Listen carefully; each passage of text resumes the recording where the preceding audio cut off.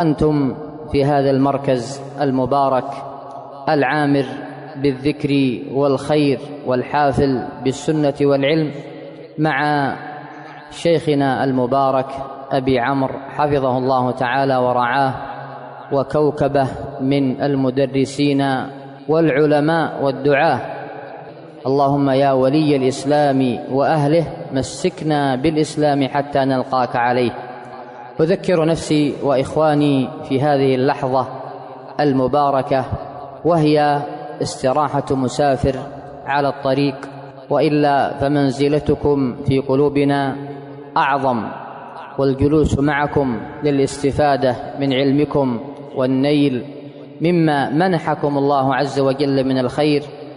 أيها الإخوة في الله، أخرج الترمذي من حديث عبد الله بن عباس رضي الله عنه أن النبي صلى الله عليه وعلى آله وسلم علمه تلك الكلمات يوم أن أردفه والتفت إليه، ثم علمه درسا من دروس العقيدة ودربا من دروب التوكل، كلمات هي منهاج حياة: احفظ الله يحفظك، احفظ الله تجده تجاهك، إذا سألت فاسأل الله، وإذا استعنت فاستعن بالله.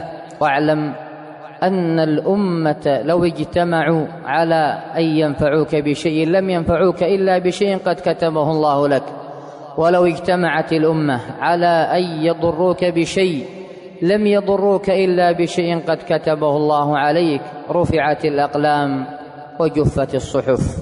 حديث عظيم اشتمل على قواعد عظيمة وعلى أمور من أمور الدين متينة: العقيدة والتوحيد والتوكل والثقة بالله سبحانه وتعالى. الجزاء من جنس العمل، من حفظ الله حفظه الله جل وعلا، من حفظ الله كان الله عز وجل له نصيرا عند القلة وأنيسا عند الوحشة. من حفظ الله حفظه الله عز وجل في نفسه، آواه الله عز وجل إلى كنفه، رعاه الله عز وجل في أمره. ومن يتوكل على الله فهو حسبه. من حفظ الرأس وما وعى والبطن وما حوى حفظه الله جل وعلا. من حفظ ما بين لحييه وما بين رجليه حفظه الله جل وعلا. فالله خير حافظا وهو أرحم الراحمين.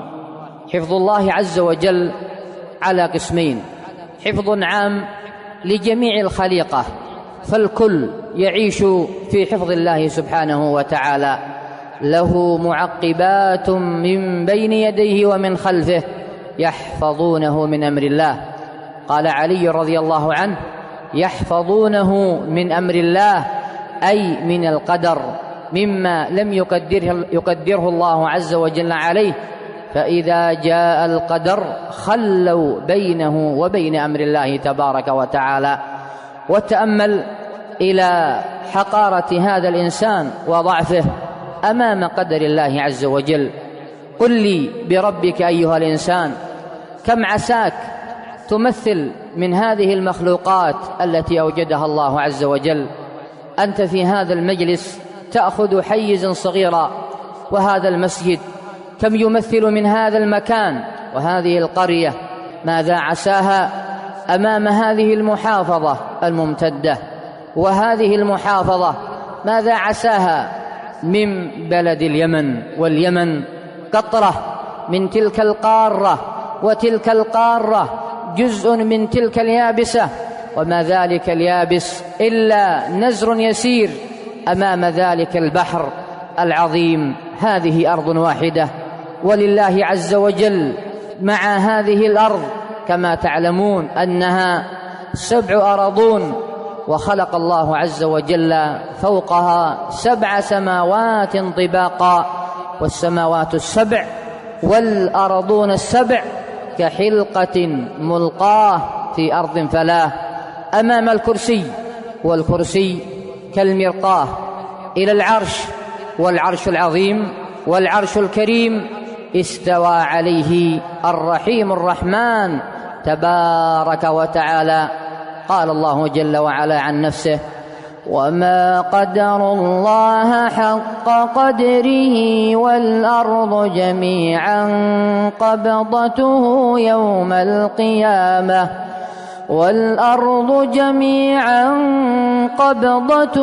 يوم القيامة والسماوات مطويات بيمينه سبحانه وتعالى عما يشركون.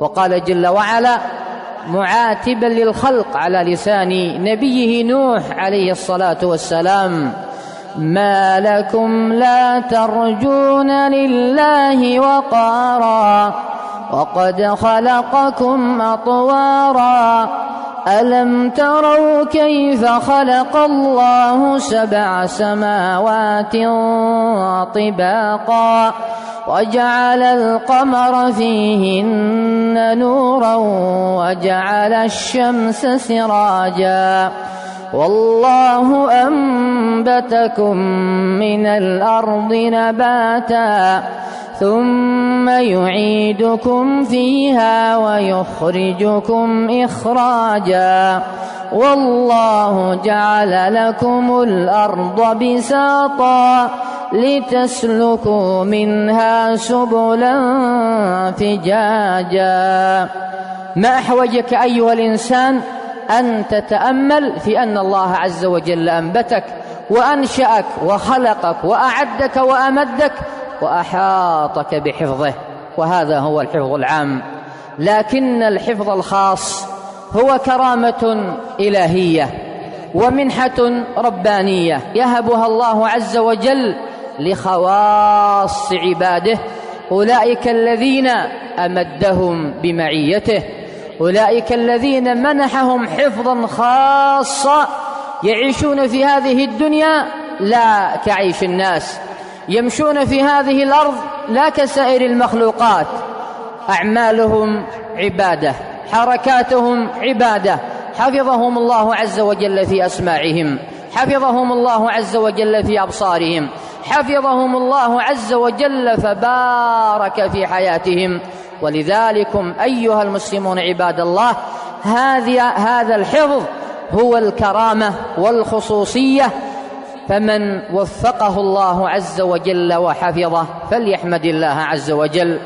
ولا حفظ للإنسان أعظم من أن يؤوي إلى هذه المراكز المباركة فيحافظ على عقيدته من الشرك والبدعة، ويحافظ على استقامته من الميوعة والانحراف، لأنها هيئت على الطاعة وبنيت على الاستقامة، وحضرها أناس كما قال عنهم الحسن البصري رحمه الله: حملة القرآن 3 أصناف: صنف اتخذوا القرآن بضاعة، وصنف أقاموا لفظه وأضاعوا حدوده يستدرون به الولاة وهم كثير لا كثرهم الله، وصنف نظروا إلى دواء القرآن فوضعوه على داء قلوبهم، فأولئك الذين يدفع الله بهم البلاء وينزل بهم الغيث، وهم في الناس أقل من الكبريت الأحمر. فهنيئا والله لمن هرع إلى هذه المجالس ووفق إلى هذه المراكز فيحفظه الله تبارك وتعالى. هنيئا هنيئا، فالله خير حافظا وهو أرحم الراحمين. تأمل رحمك الله عز وجل إلى موقفين من حفظ الله عز وجل وشتان ما بين الحفظين. حفظ الله عز وجل ذلك الكنز لأولئك الغلمان الأيتام، وهو حفظ يسير وكنز ثان. ولكن لو تأملت إلى حفظ الله عز وجل لنبيه يوسف عليه الصلاة والسلام، وقد أقبلت الفتنة وحضرت المحنة، قال الله عز وجل: وراودته التي هو في بيتها عن نفسه وغلقت الأبواب وقالت هيت لك قال معاذ الله إنه ربي أحسن مثواي إنه لا يفلح الظالمون. خلى المكان وغاب الرقيب، وأقبلت المرأة في أبهى حلتها وأحلى بهجتها من أجمل بنات مصر بين يدي شاب غريب، شاب في عنفوان شبابه قد خلى المكان، فلا يخاف من الفضيحة ولا يبحث عن الأمر، بل هي الداعية والمصرحة: هيت لك. فتأمل إلى حفظ الله عز وجل يوم أن امتلأ قلب يوسف عليه الصلاة والسلام بما وهبه الله عز وجل من البرهان، فإذا بتلك المرأة بجمالها تصير أمام ذلك العزم هباء منثورا، وإذا بتلك الفتنة تصير أمام ذلك الشاب إلى منحة يجد لذة في قلبه من مراقبة الله عز وجل، فزالت أمامه كل لذة. قال الله سبحانه وتعالى: ولقد همت به وهم بها لولا أن رأى برهان ربه كذلك لنصرف عنه السوء والفحشاء إنه من عبادنا المخلصين. كرامة من الله عز وجل يوم أن تضعف النفس، ويوم أن يستقوي الشيطان ويهجم بجنوده، فيغيثك الله سبحانه وتعالى بمدد من الإيمان والبرهان رحمة بك أيها الإنسان، فتنتصر في تلك المعركة انتصارا لا مثيل له، تجد لذة لا توازيها الدنيا وما عليها من اللذات، لأن من حفظ الله حفظه الله جل وعلا. في السير في ترجمة مطرف ابن الشخير رحمه الله، لما جاء بعض أهل الأهواء يدعونه إلى رأيهم المخالف للحق، فقال لهم: يا قوم، والله إنما هي نفس، لو كانت لي نفسان لقلت أتبعكم بواحدة، فإن رأيت أنكم على هدى أتبعتها بأختها، وإن رأيت أنكم على ضلالة هلكت نفس وبقيت نفس، ولكنها واحدة والله لا أغدر بها.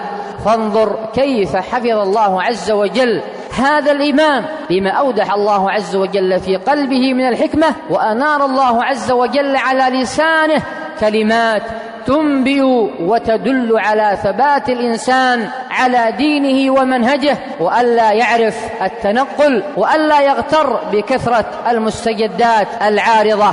فمن عرف الحق فعليه أن يلزم وأن يثبت عليه، وأن يدعو الله سبحانه وتعالى أن يثبته حتى يقبضه إليه.